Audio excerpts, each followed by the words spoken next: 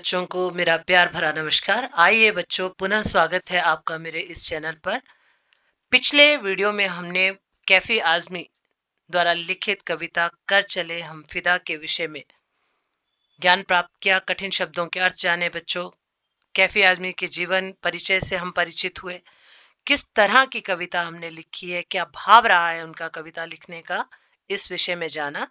आशा करती हूँ कि आप सबको ध्यान में होगा कि किस तरह से एक सैनिक देश के लिए अपना बलिदान देता है, हमसे क्या अपेक्षाएं रखता है, क्या इच्छाएं रखता है, इसको अपने शब्दों के माध्यम से कैफी आजमी जी ने व्यक्त किया है। तो आइए अब इस क्रम को आगे बढ़ाते हुए जो अन्य पद्यांश हमारे रहते हैं उनकी सरल व्याख्या या उनका सरलार्थ करते हैं बच्चों। तो हमने पिछले वीडियो में आपको मैंने यहाँ तक करवा दिया था कि अगर जो देश का युवा वर्ग है, अगर वो अपना बलिदान नहीं देता है देश के लिए, तो वो उसका जो जवानी है, उसकी नौजवान जो होना है, वह महत्व नहीं रखता है। एक धरती को दुल्हन की तरह माना है सैनिकों ने, और अब उसकी रक्षा के लिए वे अपना सर्वस्व न्यौछावर कर देते हैं। उसके बाद वो हमसे उम्मीद करते हैं कि अब यह वतन जो है, हमारा देश जो है, हम सभी देशवासियों के हवाले है, और उसकी रक्षा के लिए अगर हमें कभी बलिदान भी देना पड़े तो हम पीछे ना हटे। तो आइए शुरू करते हैं अगला पद्यांश। राह कुर्बानियों की ना वीरान हो, तुम सजाते ही रहना नए काफिले। फतह का जश्न इस जश्न के बाद है, जिंदगी मौत से मिल रही है गले। बांध लो अपने सर से कफन साथियों, अब तुम्हारे हवाले वतन साथियों।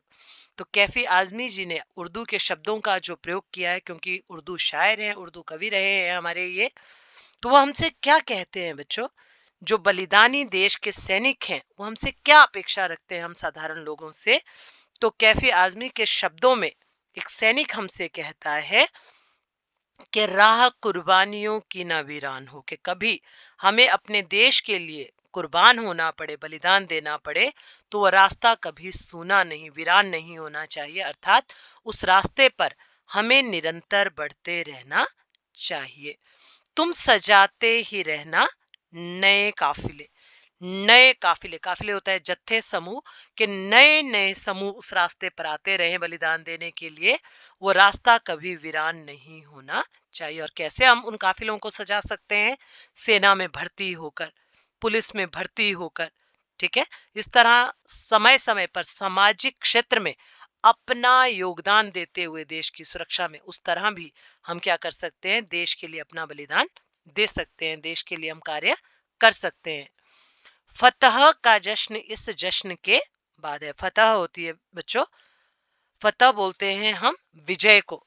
तो विजय का जश्न हम कब मना पाएंगे? क्या कहते हैं वो सैनिक हमारे साथ, कि जब हम अपने देश को दुश्मनों से बचा पाएंगे, जब जत्थों में हम आगे बढ़ेंगे, उन शत्रुओं का मुकाबला करते हुए उन्हें मौत के घाट उतारेंगे, तभी हमें फतह मिलेगी, तभी हमें विजय मिलेगी।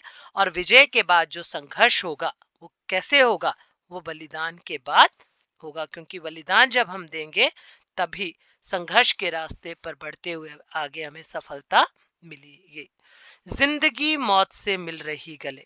अब क्या कह रहे हैं सैनिक, कि इस युद्ध भूमि में जब हम संघर्ष कर रहे हैं, तो ऐसे संघर्ष के क्षण में जो मौत से जिंदगी है वो गले मिल रही है, अर्थात हम मृत्यु को प्राप्त कर रहे हैं, हमें हंसकर ऐसे मौत को गले लगा रहे हैं अपनी जिंदगी को छोड़कर।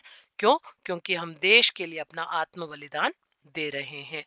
बांध लो अपने सर से कफन साथियों, कि अगर ऐसी स्थिति तुम्हारे आगे भी आए कि तुम देश के लिए तुम्हें मर मिटना पड़े, तो तुम उस समय डरो नहीं, निडरता के साथ कफन को अपने सिर पर बांध लो, अर्थात आगे बढ़ो, बलिदान देने के लिए तुम्हें विजय अवश्य मिलेगी।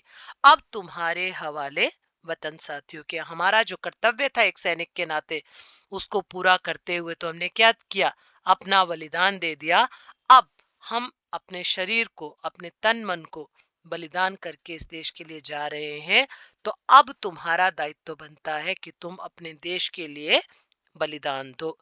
खींच दो अपने खून से जमी पर लकीर, इस तरफ आने पाए न रावण कोई, तोड़ दो हाथ अगर हाथ उठे, छू न पाए सीता का दामन कोई। राम भी तुम ही लक्ष्मण साथियों, अब तुम्हारे हवाले वतन साथियों। अब क्या कह रहे हैं सैनिक हमसे, हमें संबोधित करते हुए कैफी आजमी जी के शब्दों में कह रहे हैं कि इस देश के लिए खींच दो खून से, कि तुम अपने खून से इस देश की सुरक्षा के लिए एक ऐसी लकीर खींच दो, जिस तरह माता सीता की सुरक्षा में लक्ष्मण जी ने एक रेखा खींची थी। तो वैसा रावण, शत्रु रूपी रावण जो है, वो हमारी सीमा में ना आ पाए, अर्थात जो दुश्मन है वो हमारे लिए रावण की तरह है। वो रावण इस लक्ष्मण रेखा को जो तुमने अपने खून से अंकित की है, लगाई है, उसको वो पार ना करने पाए, अर्थात तुम बलिदान के लिए खड़े हो जाओ। और उस शत्रु का अगर हाथ हमारे देश के लिए उठता है, हमारे देश का विनाश करने के लिए, हमारे देश में कुछ अलग कार्य करने के लिए, जो हमारे देश को ठेस पहुंचाए या हमारे देश की सुरक्षा पर आघात करे, किसी शत्रु का हाथ अगर हमारी भारत माता की ओर बढ़े, तो तुम क्या करो, तुरंत उस हाथ को काट डालो। तोड़ दो का मतलब काट दो, उसको तोड़ दो। कोई भी हाथ हमारी इस मातृभूमि की तरफ ना बढ़ने पाए, इस मातृभूमि को कोई ठेस ना लगे। जिस तरह सीता की सुरक्षा हेतु राम ने और लक्ष्मण ने क्या किया था, मिलकर रावण का नाश कर दिया था, उसी तरह तुम भी इस शत्रु रूपी रावण का सर्वनाश कर दो। छू ना पाए सीता का दामन कोई। हमारी इस मातृभूमि का जो दामन है वो सीता की तरह पवित्र है, इसे कोई शत्रु रूपी रावण ना छू सके, अर्थात हमारी इस मातृभूमि में कोई ऐसा शत्रु प्रवेश ना कर सके। राम भी तुम ही लक्ष्मण साथियों, के तुम ही राम हो अब इस देश के, और तुम ही लक्ष्मण हो, तुम ही इन्हें शत्रुओं का नाश करने वाले हो।